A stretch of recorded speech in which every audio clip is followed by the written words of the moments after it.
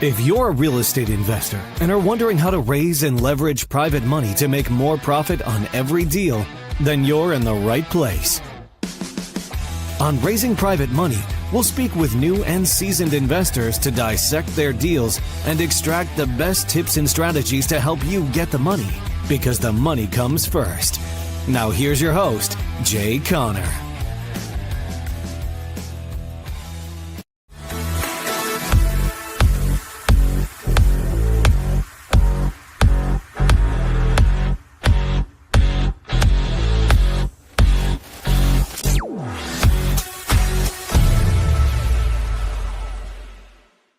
Guys, welcome back. Today, very, very excited to have my friend Jay Conner on today. Jay, you're a best-selling author, investor, flipper, rehabber, nationwide speaker, coach to just thousands of students. You've raised millions of dollars in private money. You're literally a legend in this business. We're in a mastermind together, the family mastermind. You're definitely one of the go-to kind of, bigger than life personalities there. But how did you get started in all this? What kind of kicked it off?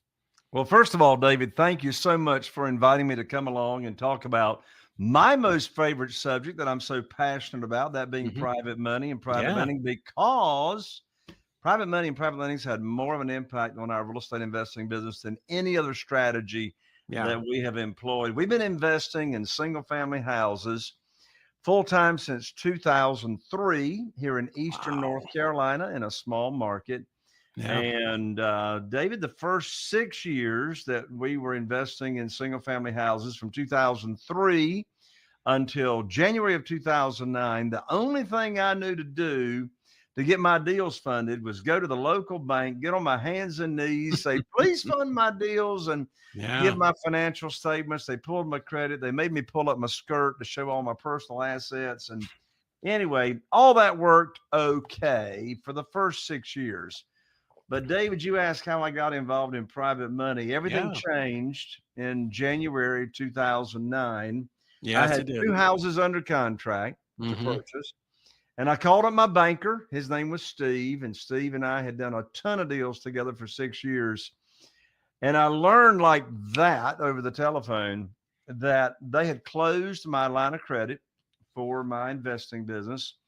And I said, Steve, what in the world are you telling me? My line of credit is closed. I've got a great track record with you. What's going on? Yeah. And Steve said, Jay, don't you know there's a global financial crisis going on right now? I said, no, but you just gave me a global financial crisis. That's right. Because now I got my deals under contract and no way to get them funded. So I hung up the phone, sitting here at my desk, David, and I want to share with you and your audience a very powerful question that I asked myself. And this question will help fix any problem that you or your audience has. I don't care if it's relationship, financial, career, health, it don't matter. I love it. And here's the question I ask. By the way, these people running around saying every problem is an opportunity. I want to be the Kool-Aid guy that runs, head first into the brick wall. That drives me crazy. And listen, I didn't have an opportunity. I had a problem. Now, that problem became an opportunity, right? But at the moment, it was a problem. Here's the question that I asked myself. I said, Jay, who do you know that can help fix your problem? All the power is in asking the right questions. That's right. And David, when I asked myself that question, I immediately thought of our good friend, Jeff Blankenship, who lived in Greensboro, North Carolina at the time. He was investing in single family houses, and I called him up and I told him what had just happened. He said, well, Jay, welcome to the club. Yeah. I said, what club is that? He said, the club of having the bank shut down your line of credit. He said, my bank shut me down last week. I said, well, Jeff, how are you going to fund your deals? Yeah. He said, well, have you ever heard of private money? I said, no. He said, have you ever heard of self-directed IRAs and how people can use retirement funds and lend money to us real estate investors and earn passive income, either tax-free or tax-deferred? I said, Jeff, I don't have a clue what you're talking about. I said, what is private money?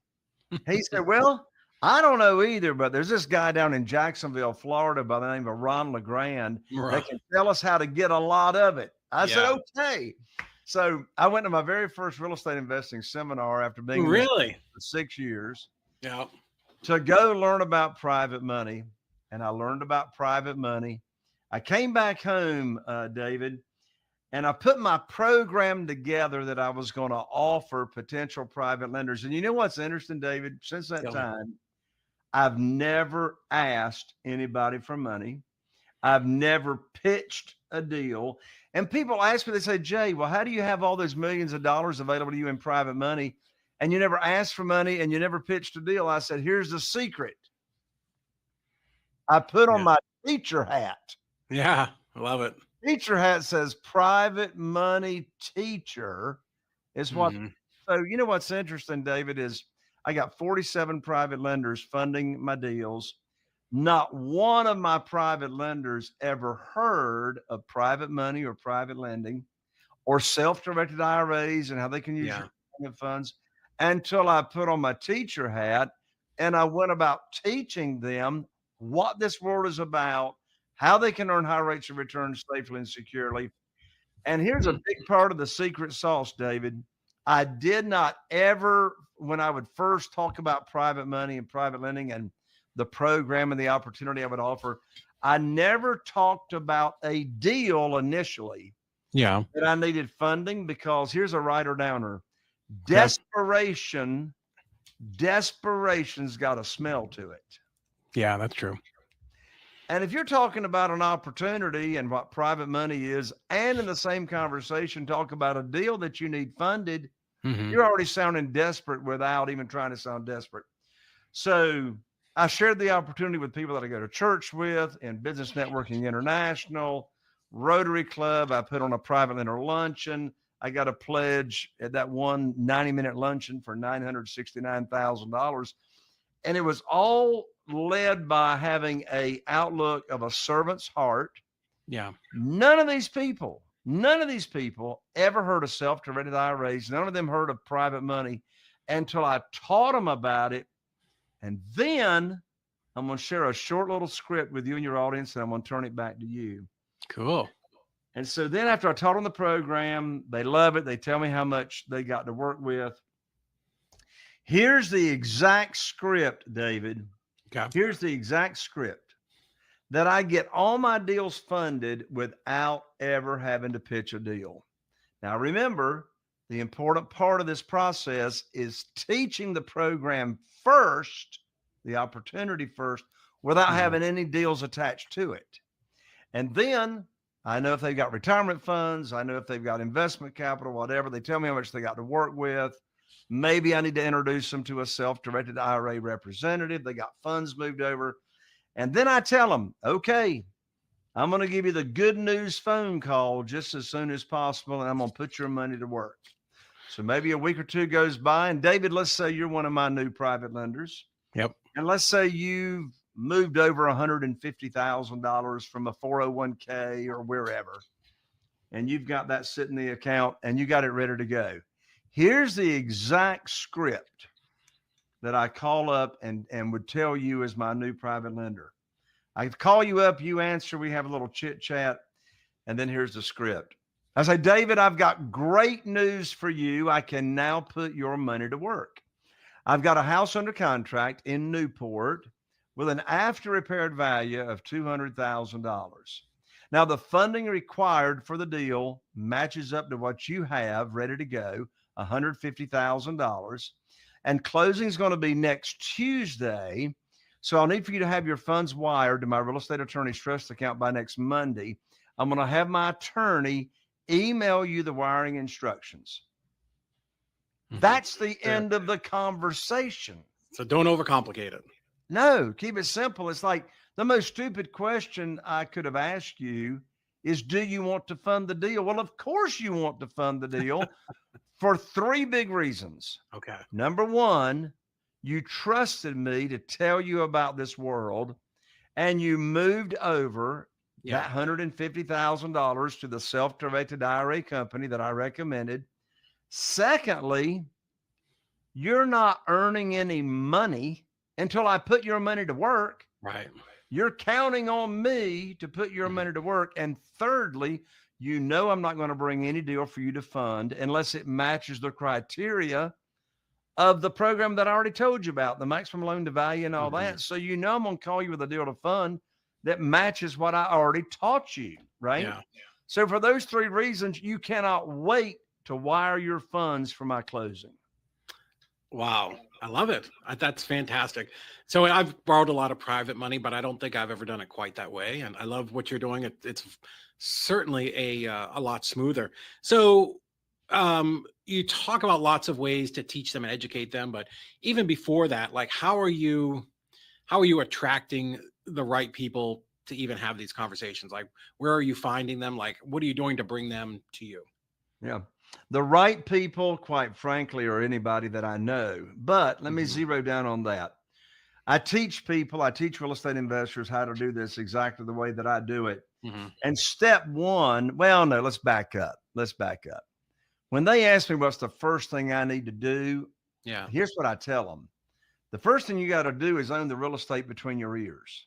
And what I mean by that is get the right mindset. And this is particularly a challenge for real estate investors that have never raised capital. Yeah. Most people think you got to pitch deals. Most people think you got to chase and beg and sell and all that kind of stuff. And the opposite is true. The traditional way to borrow money, institutional money, even from hard money lenders. In this world, I'm not talking about hard money. The traditional way that only people know is to apply. Well, guess what? There are no applications. You're already approved. Yeah. Why are you already approved? Because you are the underwriter. You're the underwriter of your own deals. Traditionally, it's the bank or it's the person that's got the cash that makes the rules. Not in this world. You see, we're not asking for a mortgage. We're offering a mortgage. So step one to get straight is the mindset. And what I learned over the years, David, is our private lenders appreciate us so much because they're earning so much more money than they would be, say, at the local CD and the bank. And they don't have to worry about the volatility of the stock market. When they invest with us, it's a debt. They know exactly what their rate of return is going to be, which, by the way, I've been paying 8 to 10% ever since 2009 with no origination fees, no extension fees, and they never want their money back anyway. Back to your question. Where do I find these people? Well, when I teach other real estate investors to make their list of potential private lenders that are in their cell phone, they're in their cell phone, make your list first of who's retired. Yeah. Because if you start with retired people, there's a good chance they have retirement funds. But where do I find these people? I'll tell you a short story. One of my very first private lenders, I put my program together, and I've got two different methods that I teach of having opening conversations with people. One is the direct method. One is the indirect method. I'll just share the indirect method in the form of a story. So it was on a Wednesday night at 7:30. Carol Joy and I go to Bible study at the Morehead City Church of Christ here in Morehead City on Barber Road. So we were going there to Bible study on a Wednesday night, right after I'd put my program together. I walked into the foyer of the church building, and I walked up to a gentleman. He and I had known each other a while, and his name was Wayne. So I walked up to Wayne, and here's exactly what I said to Wayne. I said, Wayne, I'd like to visit with you about something confidential after we finish tonight here at Bible study. Have you got a few minutes? He said, sure. So we had Bible study. We get together down in the nursery and shut the door. Here's exactly what I said to Wayne. I said, Wayne, you know everybody in this town. And he did.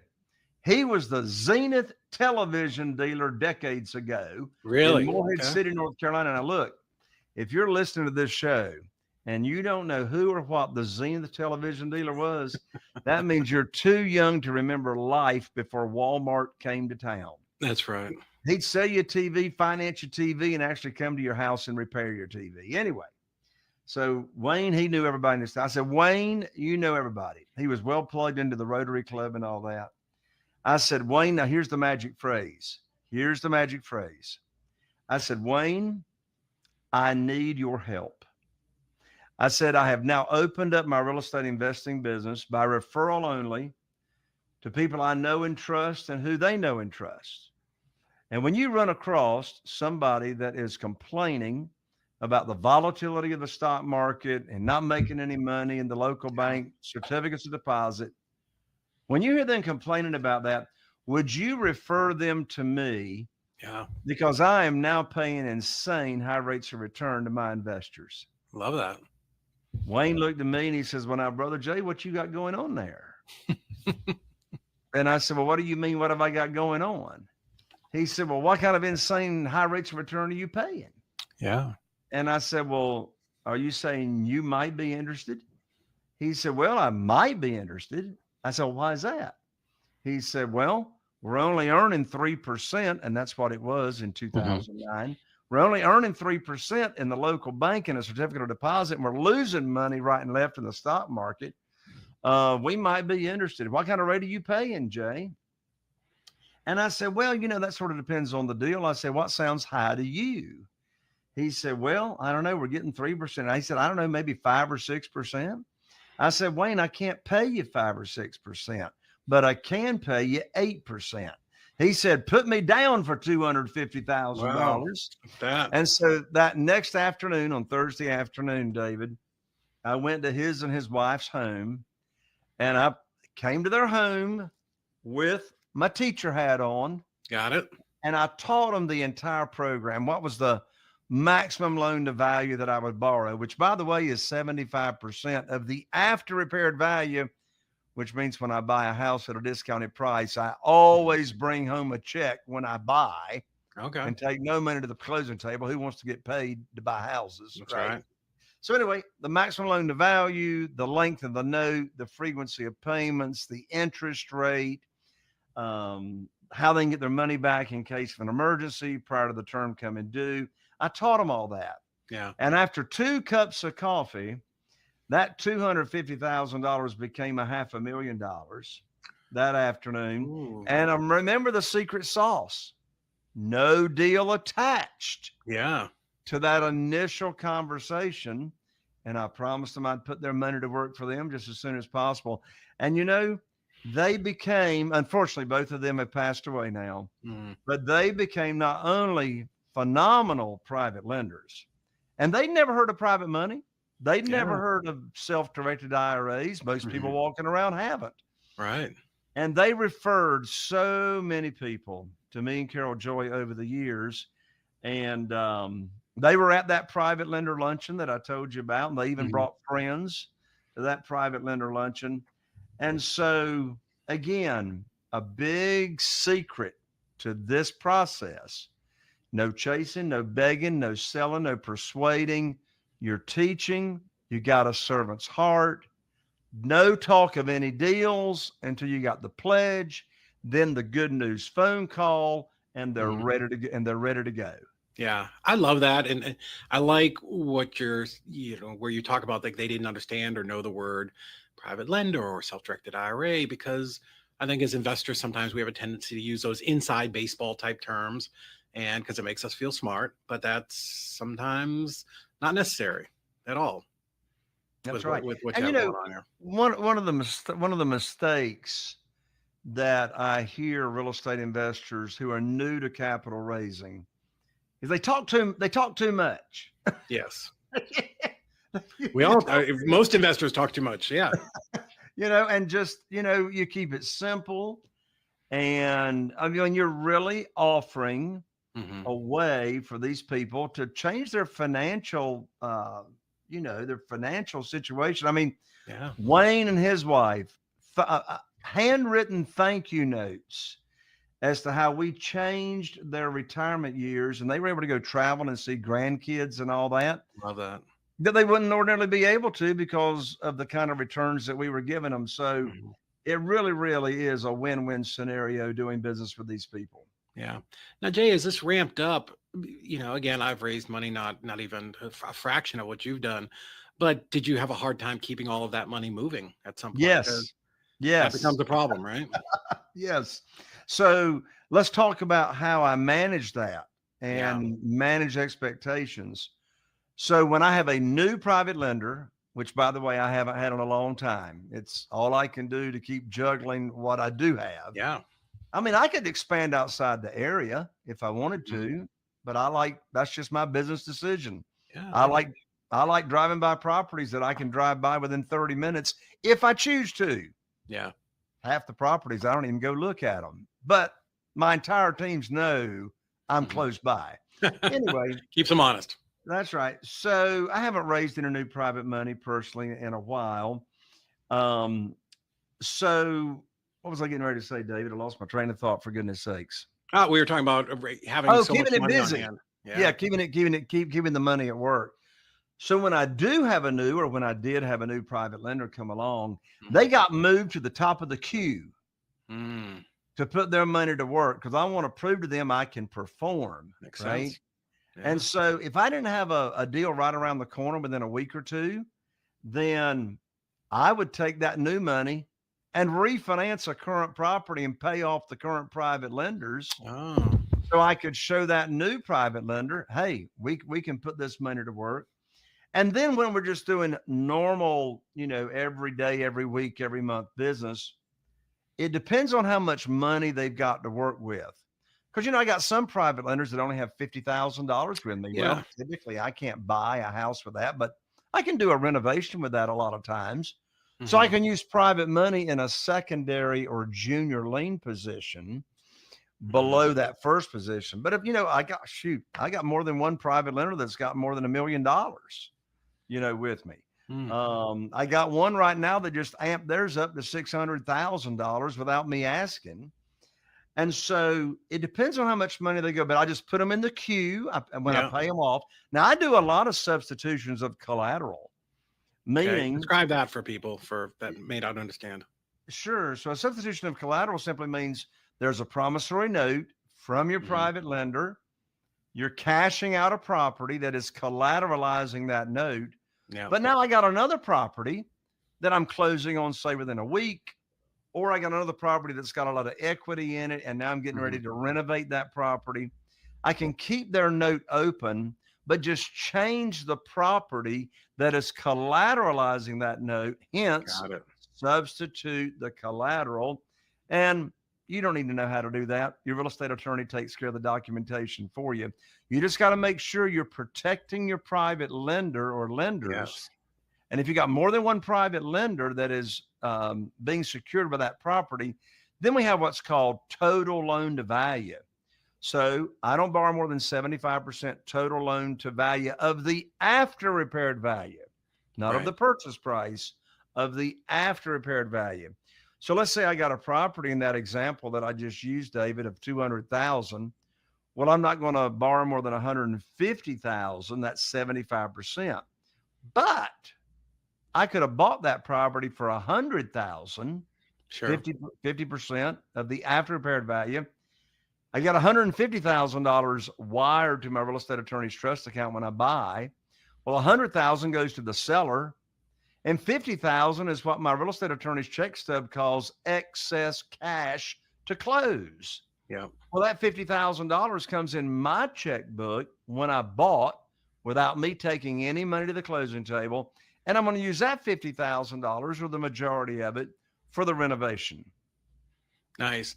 So I love that. So I think the important thing for people who have not done this before is you're borrowing 100% of the purchase price and the closing costs and the repair costs. Yeah.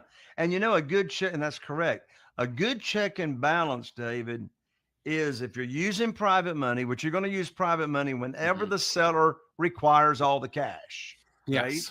So I'm not talking about using private money when you buy on terms, such as subject to the existing note. However, if I'm buying a foreclosure, I'll use private money in second position if Yeah. there's enough equity to Mhm. bring those payments current, right? Yeah.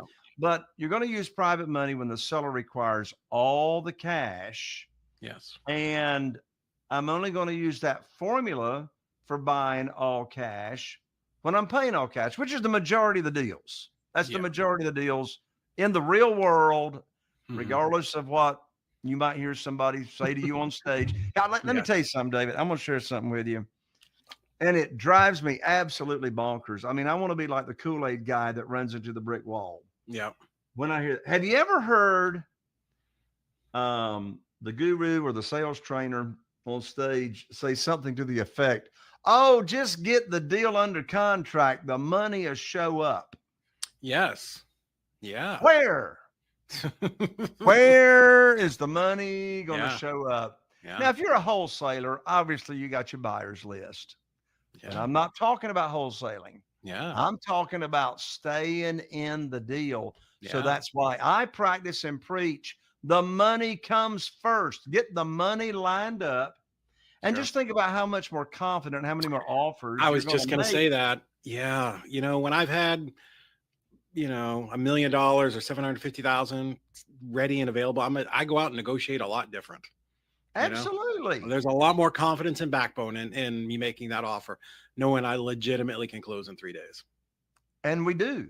In fact, just a few short years ago, 2 or 3 years ago, and I've been in this business since 2003. Yeah. But it never occurred to me, sometimes I'm a slow learner, but it never occurred to me to start using this strategy that I'm going to share to get more offers accepted. And here's the way it works. So we know time kills deals. Yes. We know the more time that goes by from the time you talk to a seller until you close on that deal, all kinds of things can go south, right? So I want to close it now. I want to close it in 3 days, 4 days, as soon as we negotiate. So what we now do, and most of these properties are occupied. Right. And so, they can't move out in 3 days or 4 days. So we'll say, look, we'll go ahead and close now, and we'll give you half of your proceeds now. You can stay in your home for free for whatever length of time that we agree upon. And then when you vacate the house and we walk through it and it's nice and clean, then you'll get the other half of your proceeds. David, I don't know how many offers we've gotten accepted that we probably would have not gotten the deal if we had waited until they were ready to vacate. Because think of all the other folks who are going to come along and make offers and all that kind of stuff. So I want to close now and work with them to vacate later. Yeah, of course, the more options you can give them and, work with the things that are really a problem or troublesome for them, absolutely makes you the most desirable offer by far. For sure. Yeah. So when you and your students are using this process, what's one of the biggest objections that you might hear from a potential private lender? From a potential private lender, I'm glad you asked that question because that triggers me to think of this. One of the objections that I hear, not from private lenders, but from but from real estate investors and entrepreneurs is, Jay, I'm scared or I'm fearful of rejection. I don't want anybody to reject me. Well, here's my answer to that. How can you be rejected if you're not asking anybody for anything? Yeah. I'm not asking anybody for anything. I'm teaching them. So as far as objections, I haven't gotten any objections from any potential private lenders. And here's why.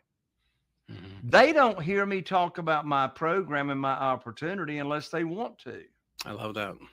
Yeah. So I'm not telling them what the interest rate is. I'm not telling them what the whole program, how they can get their money back in case of an emergency and the frequency of.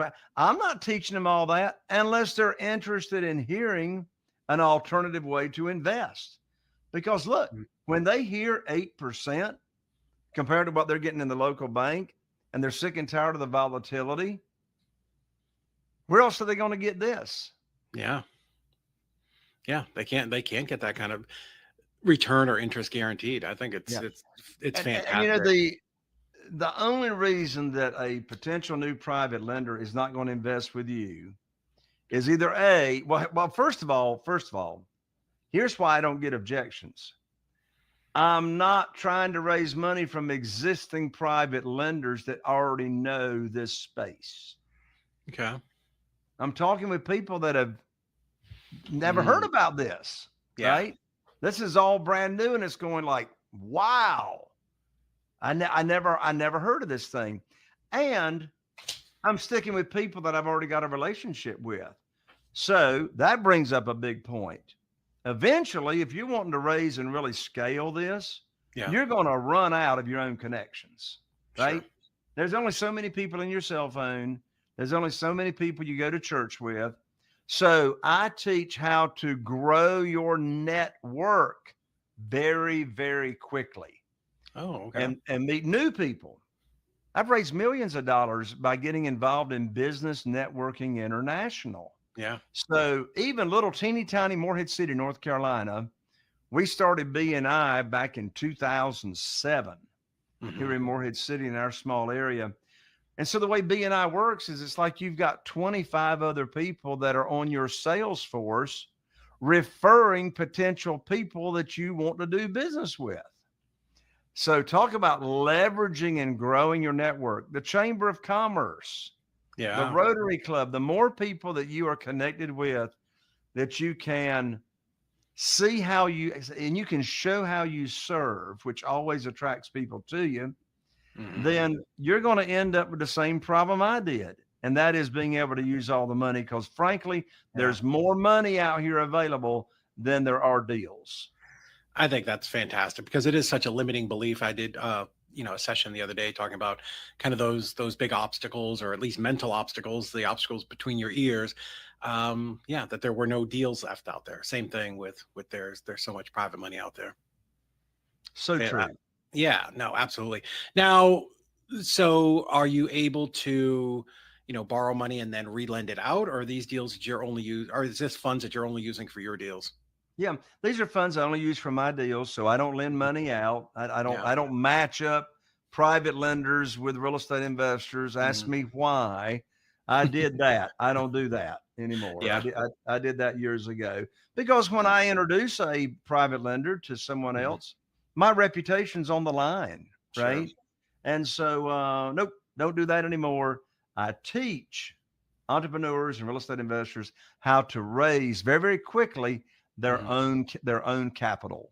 Nice. Well, that's the perfect segue, Jay. What is the best way for people to get in touch with you and to just learn more about this? Because I love it. And I think it's going to be valuable for not only new investors who are just getting started, but even people like me who have done some deals and even have a basic understanding of private money, how we can take what you've learned over the years and really just throw gasoline and accelerate what we're already doing.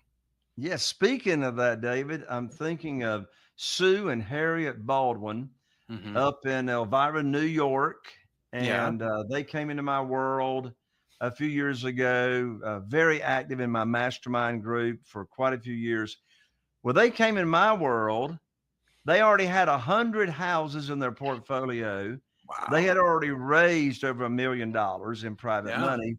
But we can learn from each other. Sure. So I recorded a evergreen webinar with them, and just that webinar got them an extra $3 million. So Whoa. as you said, whether it's somebody that's never raised capital, or you're a seasoned real estate entrepreneur, you want to raise more capital, then I want to give you my new book I'm so excited about. It's called Where to Get the Money Now. Love it. Subtitle, How and Where to Get All the Money for Your Real Estate Deals You'd Ever Want Without Relying on Institutional or Hard Money Lenders. Yeah. And this is a book. This is not an ebook. The Postal Service is still in business. I'll autograph it for you. I'll ship Love it. it to you 3-day express. And I'm going to include with the book. And by the way, the book goes over step by step the exact program that I teach, Mhm. an opportunity I teach my private lenders. But there's a gold medallion right up here. I'm also going to include 2 tickets to my upcoming private money conference, which is an Wow. in-person conference, private money conference. So I'm going to include these 2 tickets valued at $3,000 to the live event. So I'll send you the book, just covers shipping at www.jconnor.com/book. And I'm an ER, not an OR. So again, that's www.jayconner.com, jconnor.com /book, and I'll rush it right out to you. Awesome. Well, I'm going to jump on there and grab a copy because I'd love to attend that event too. That sounds absolutely amazing. Where is the event being held? Right here in our hometown, Morehead City, Atlantic Beach, North Carolina. And the upcoming event is right on an oceanfront hotel. Beautiful time of year to come here. It's a 3-day event, Wednesday, Thursday, and Friday. I'll have private lenders there for you to network with. And I dive deep. I'm there all 3 days, diving deep on getting all the private money for your deals. And on top of that, we have a great time. We got a VIP reception at the Dunes Club, private beach club on Thursday night. We have a good time, and you're going to get a lot of private money after you attend this event. Awesome. Jay, thank you so much, man. This was a lot of fun. I think private money is with, things that are going on in the stock market, and things are up and down and topsy-turvy. There's a lot of people that are pulling their money out because they're nervous and they need a place to put it. And I think real estate is always the absolute best bet for these people. There's nothing more safe and secure. I like to tell people I can drive down the road. I can look at my house. I can touch it, feel it, taste it, lick it, crawl underneath it. I know it's there. It's a real tangible thing. And, that's far safer than sometimes just throwing a dart and picking a stock out of the ticker and hoping it does well.